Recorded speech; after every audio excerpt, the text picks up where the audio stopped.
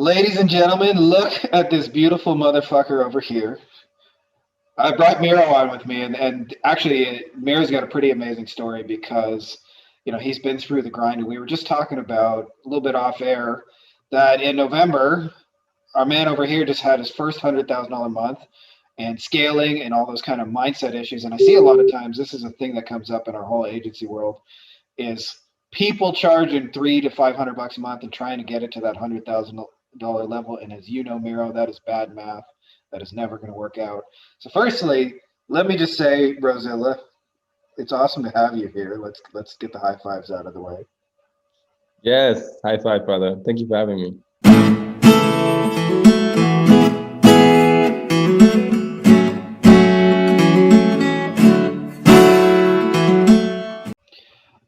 So let's talk about something that like a lot of people in this group have had besides you, which is the hardest part sometimes with the whole like growing agency, growing business is more what's between our ears, money wise. Like I don't know anybody who started an agency or going through this coaching world or things like that grew up as a trust fund baby and just had 22 million sitting around in a bank account.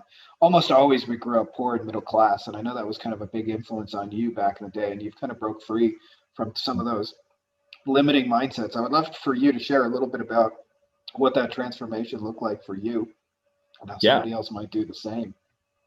fuck yeah. Thank you, brother. So that's the biggest thing I just got to highlight and underline. Like the mindset is so much of it. And they say 80, 90% of it is what's going on in your mind. And so I actually didn't realize what the hell was happening as it was happening. But then looking back, I can kind of point to some pivotal moments that have given me the exponential growth curve. And the way I like to think about it is, it's half, like they say, be do have, right? And I don't know if you're familiar with that framework. I'm sure you are. But for many here who are listening who haven't heard, it's like when you're chasing the having, right? You want to make more money or have more clients or have more, bigger house or whatever. It's kind of it's kind of hard. It's like you're level 12 player, you have level 12 enemies. You're going to be doing a lot of hard work. And then even focusing on the doing, like you got to do work harder. Like you have more doing to do to get the haves. And then in the hopes that you'll be more one day, right? That's how most people are kind of wired. And then looking back though, what I found happened when I had the exponential growth, I kind of stopped. Like I literally remember messaging my mentor and I was like, hey, 60K for the month, 72K, 90K, 110K now. And then he asked me, cool, like what's been the biggest lessons in this breakthrough? And I wrote this like a long article in our DMs. I told him, man, it was actually when I relaxed and I like had fun and I connected with people, that stuff just kind of started happening and flowing and evolving. Yeah. And so it was not the like grinding and hustling and that was doing it like many people I think will make you believe. For me, it was in the moments of relaxation and like chilling that things were allowed things to happen. But that only happened because of a key component.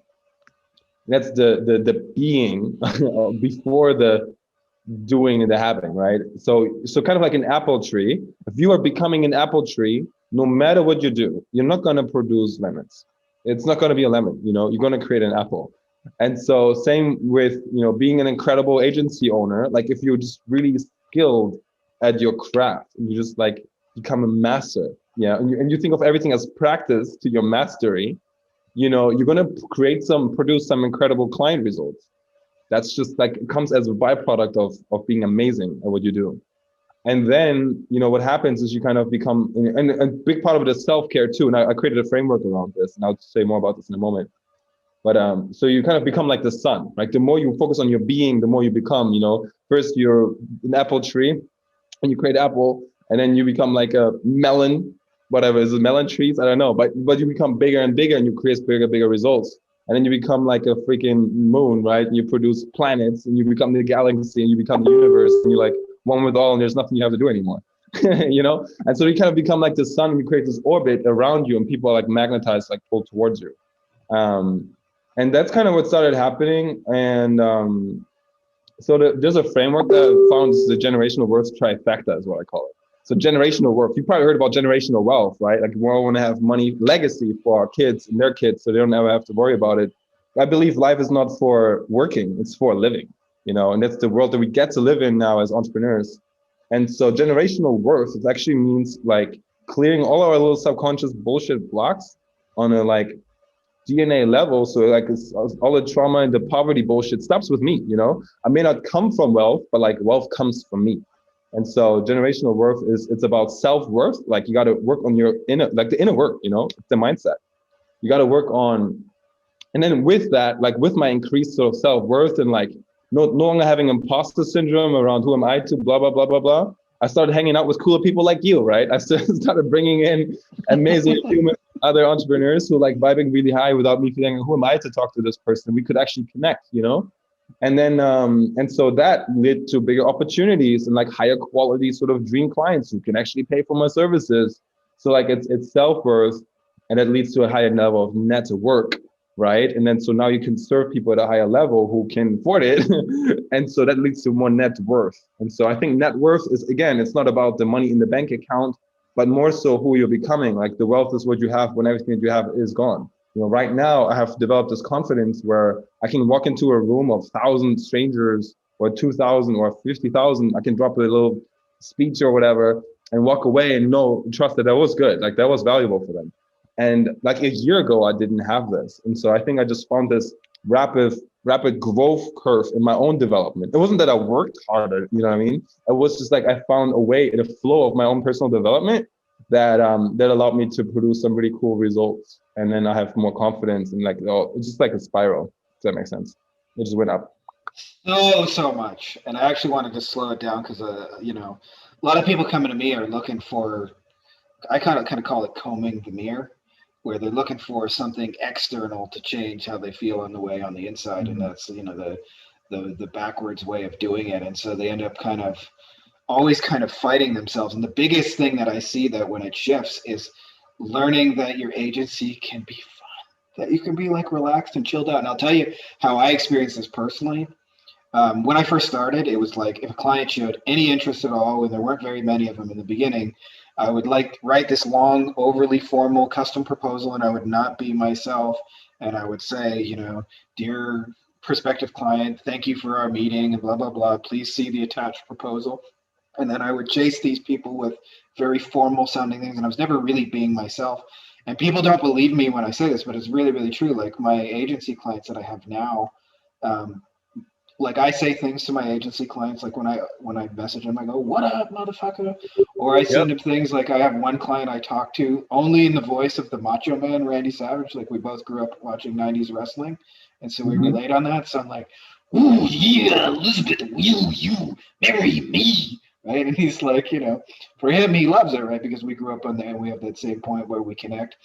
And people don't believe you can just like, and these are like really like big shot professional lawyers that everybody else is going, dear sir or madam, please see my attached thing. And here's me sending the Loom video as the Macho Man and getting very little pushback about the price and any of those things. And I think so much of it, like you said, comes down to like just having fun and being okay being you. And I think part of it is at least how I've seen it is people are afraid that but it'll push people away, and that sounds scary, but the thing about it is when you're in this kind of like high level service business, you're not Starbucks where you're going to have 100 million clients and you got to keep all of them happy.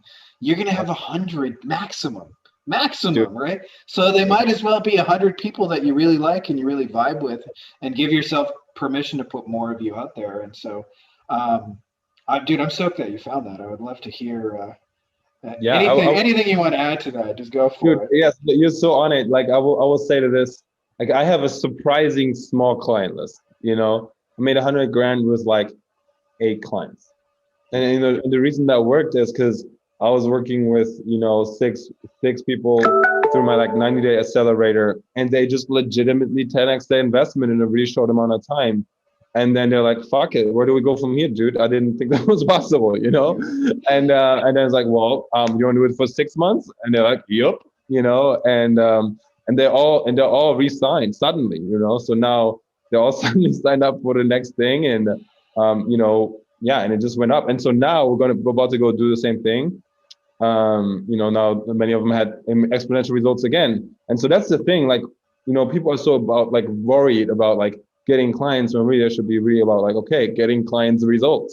You know, when your delivery is so solid that, you know, like it's like then you show up with this level of certainty. Or like, dude, would you trade $10 for, you know, 100? Would you trade $100 for 1,000? Would you trade 1,000 for, you know, 10x that, 10,000? And would you Yeah. trade 10,000 for 100? And like that's because that's literally like you're in Hell Island. I got a boat. You know, that's the Yeah. deal. It can be And as I simple as that. and I think another underappreciated fact of that, and we kind of dive a lot of that into like kind of our offer making stuff, is it's not just the getting $10, putting in 10 and walking out with 100, or putting in 100 and walking out with 1,000. It's like I'm gonna make that journey easier. I got all the Mm. templates and the tools ready to go. Like everything that you need to get in this boat and get over there, I've already prepared for you. So like, Dude, I want to say two things to that because I'm like a burning desire is coming out to like share this bit. Like two things. Like one, you know, people will say time is money, right? You hear this all the time. Time is money. Time is money. Like that couldn't be further from the truth. Like high value buyers, like they believe, you know, high level CEOs, they know like time is infinitely more valuable than money. yeah, You know, that's the biggest thing. And because when you run out of money, what do? You earn more, right? I get a loan, whatever, ask a friend, whatever the case may be. But when you run out of time, what do? And so that's like the you first thing. die. Exactly, and that's it, right? So like really valuing your own time, like valuing yourself, and then showing your clients, like this is my biggest thing is like show them how they can do whatever they want, but like with you it's faster. Show them how you collapse time and they get their time back.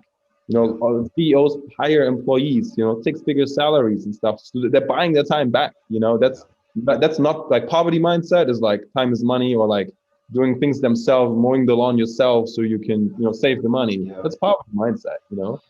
It is, and I actually see a lot of people not understanding the mindset of like the busy, successful professional and how they actually repel them. And I'll give you a real example. I consider myself in that group. And I remember I was looking for some help with some virtual assistants, and there was a guy who had virtual assistants in the Philippines. And he was like an American guy, which is awesome for me if I can just talk to one American guy who gets me and then can delegate on my behalf. And so I was kind of excited, and I was like, well, what can they do? Like what kind of tasks have you figured out for like what are their skill set? And he just refused to like give me any answers without like let's jump on a phone call for 45 minutes and schedule it. And I'm like, I'm a busy professional. I don't have 45 minutes to fuck around. I got two kids anyway, so we can set that time, and it means very little if one of them's crying or shitting or fell down and made an hour or needs to sleep. Like, so for me, the actual no that he's hearing is because I don't have 45 minutes to spend, right? Like as you say, busy, important, successful people value their time the most. And so I wasn't saying no to anything to do with his offer. And a lot of times people don't realize this, but they create hour and a half long webinars, 45 education pieces to follow up, and don't make an offer and do all this work. And they don't realize that the only people who can possibly come out the other side from that are the ones who have all the time in the world and no money. Yep.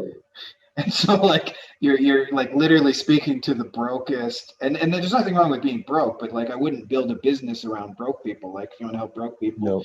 do it as your charity, right? Like help successful Yep. people become more successful. Don't help people who got all day sitting on the couch to figure out Hmm. something what to do with it. And so I think there's a real wisdom in showing people how to get back their time, because we there's this weird part of our society where like the kind of brokest people I see will drive 90 minutes to buy some shit that's on sale for $5 and spend $50 in gas to go save five and tell you about I saved $5 on this here t-shirt right here, and not realizing the true value of time and money, like work way too hard for it. So I would love to know what your process was like when you kind of like realized you needed to upgrade who you were working with, and what that switch looked like. Because there's always like a weird, for me anyway, when you upgrade your client, where there's like a weird kind of discomfort phase where you feel like the imposter syndrome hits hard the minute you're like, okay, I'm just going for bigger fish.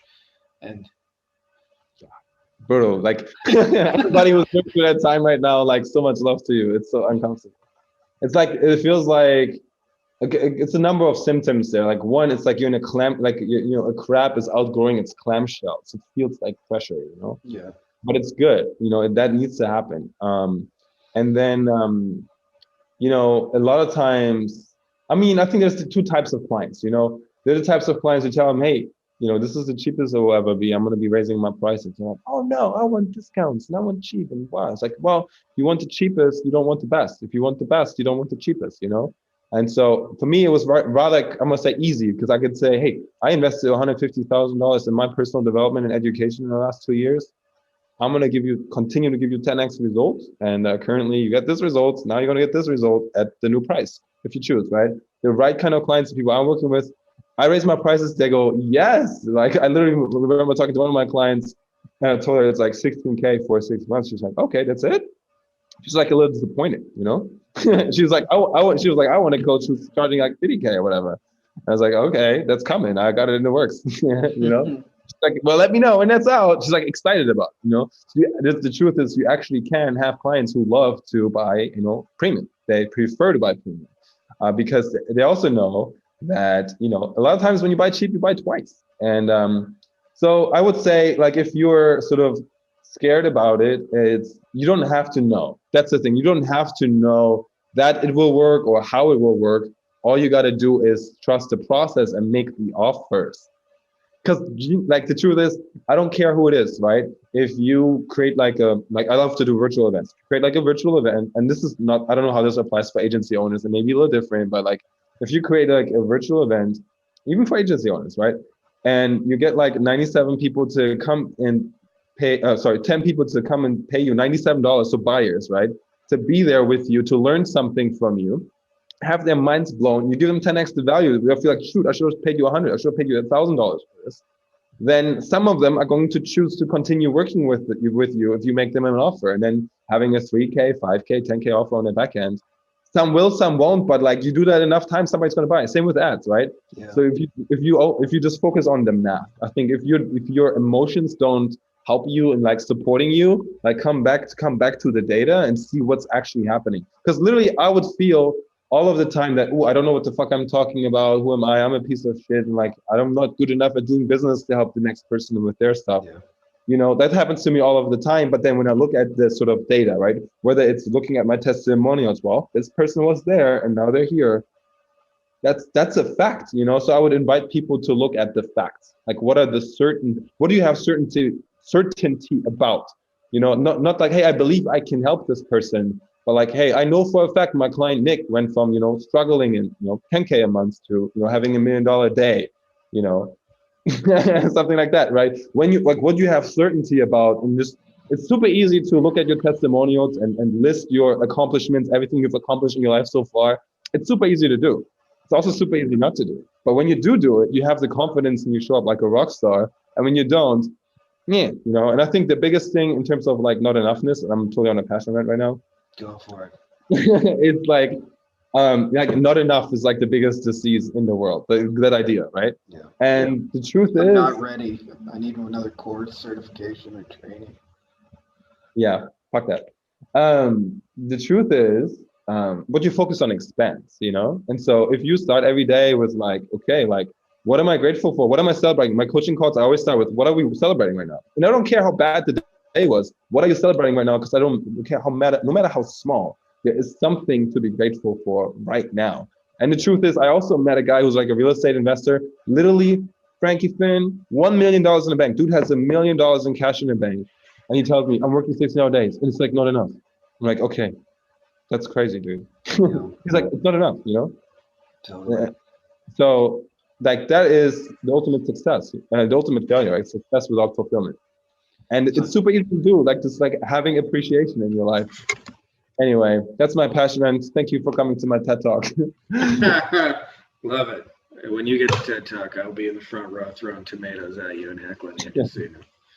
But I'll wait till after the recording. So there's a lot of awesome things. I'm going to let you go just here because I two babies, but I'd like to do this in a two-parter, just to add a little thing. You know, that's something I think a lot of people don't realize, and you kind of pointing to is when you upgrade your pricing, a different person comes through in the other end in a different mindset. It's like, I never realized when I first started selling SEO, my price was like $400 a month. I don't know how I came up with that, but that was just 2007. It made sense to me. Mm-hmm. And I found that at the really cheap prices, like it was never good enough, it was never fast enough, it was never quality enough for the most part until it like, especially SEO is like a delayed gratification kind of service. So that's kind of, but I remember one time I actually had a surgeon and it worked really, really, really, really well for him. And I started to like, okay, what if I could just have that person? And immediately like my prices started to go up and my results went, and it was interesting. And you know, when you put a zero on that, when it was suddenly like $4,000 a month, I actually felt better selling the $4,000 a month because I knew it was going to work based on the type of person that I was doing. And the $400 a month person was often too impatient. They would like give you the $400. Okay, I gave you $400, but this better work. This is my last $400. If you fuck me, I'm gonna like. And then the $4,000 person just sends you a check. Says, all right, I'm really stoked about it. And then you're like 4 months later, here's the thing. Yep. You're number one in the Google. Yep, that's a true fact. The $400 clients will hassle you, won't get the results, and will blame you. The $4,000, $40,000 client will thank you. And that's the thing. I want to say, like, maybe I'll leave you guys with this. It's like, the Beatles had the first four, the core four. They had four fans who would go to all of their events, go to all of their shows, even when it rains, even when it was in London, even when it was in Hamburg, Germany, right? Mm-hmm. They would go to all of their stuff. And it was those four that gave them the confidence to like continue going even when shit was hard. And they were the same four sort of disciples or like evangelists that bring in all of these guys, So I would say, wherever you're at in your journey right now, don't underestimate the value of the clients you have right now. Just like really over deliver for them. And if you like them, if you don't, then just like fuck them. Yeah. Have some more fun with it. Yeah. All right, brother. I'm going to do this in a two-parter because I got some babies that just walked in the door. I'm going to go be. Let's do it again. I look forward to it. Thank you, Frankie. Let's when I post the replay of this, I'll share some links for some people who can want to find out more about you and all your goodness. And I might just edit in the rap stuff because that was fucking awesome. Okay, let's wrap. All right, see you, brother. Peace. I'm naked, shameless. I make it rain. Hit the playlist. I'm the greatest because I'm Frankie Finn. I'm the fucking champion. Got my Facebook group. I make it rain. Monsoon. I'm a cool dude. Rosilla. Bro can't. Shoot. I'm Frankie Finn. I'm the fucking champion. I'm Frankie Finn. I make shit happen. I'm manifesting. I get results. I'm coming through with the kung fu. What's up? I'm Frankie Finn, because I'm a champion.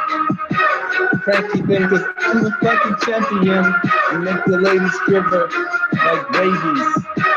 Getting to the babies with the agencies. Driving crazy, have them make them paper stack. Like paper chips, like the loose leaves. I'm the next Bruce Lee, because I kick. Roses can kiss my ass. It's happenstance. It's like Afghanistan. You drop the bombs like you never seen. You got the value bombs with the gems. You see me on the video, on the live streams. You got the BM, cause I'm in Germany. I'm rocking the fire spit flames on this burner beat. I'm bringing all the heat now. And I pipe down with my wife now. Cause I'm Frankie Finn. I'm the fucking champion, cause name is Frankie Finn. Nothing you can handle, man. Name is Frankie Finn. I'm the motherfucking champion. What do you think? I think I just recorded that halfway through.